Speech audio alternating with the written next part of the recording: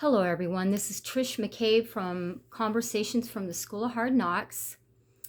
Last week, I posted a video talking about my brother and explaining why I'm doing these videos and this podcast in his honor.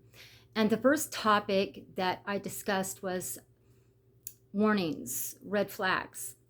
I wanted to do another example of what a red flag looks like. And this one pertains with myself. So I'm just going to tell a quick little story here. Years ago, I was dating this guy that I really, really liked. I met him through a band that I was in, through other musicians.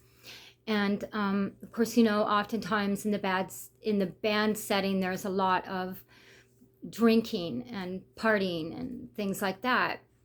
As time went on, I realized that he actually had a drinking problem, but I just liked him so much.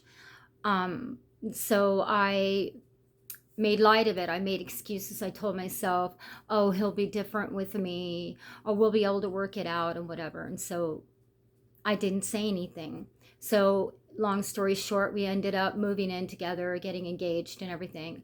To which at that point, I decided to tell him that his drinking bothered me and that I was concerned about our relationship and all of that, which prompted him to leave because he wasn't ready to quit drinking.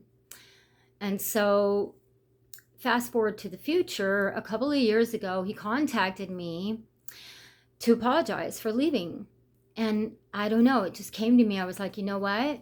You don't owe me an apology. I did it to myself. And he's like, what do you mean? And I said, I knew you were a drinker. And I also knew that I didn't want to be in a relationship with someone that had a drinking problem. Casual drinking is one thing, but a drinking problem is a whole other thing. And I wasn't honest with myself, and then I wasn't honest with you. That's what I told him. I said, so really, I did it to myself because I wasn't honest. It makes me think of that quote from Iyanla Vanzant. If you want to know the end, go to the beginning. Because the things you don't address in the beginning, well, they're not going anywhere, and they end up becoming an elephant in the living room. So it was really a shocking eye-opener to realize this truth. As for years that I told myself this story, he messed me over, he left me, when really I did it to myself. And then also, I led him to believe that I was okay with it, and we got engaged and we moved in and everything. And then I gave him an ultimatum, and that's not fair to do to somebody, to make them believe you're okay with something and then pull the rug out later on. So again, I'll go back to that.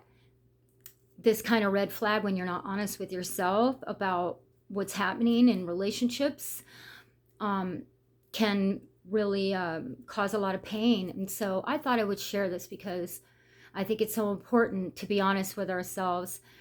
When we get into a relationship with someone and their lifestyle is not one that would be compatible with ours.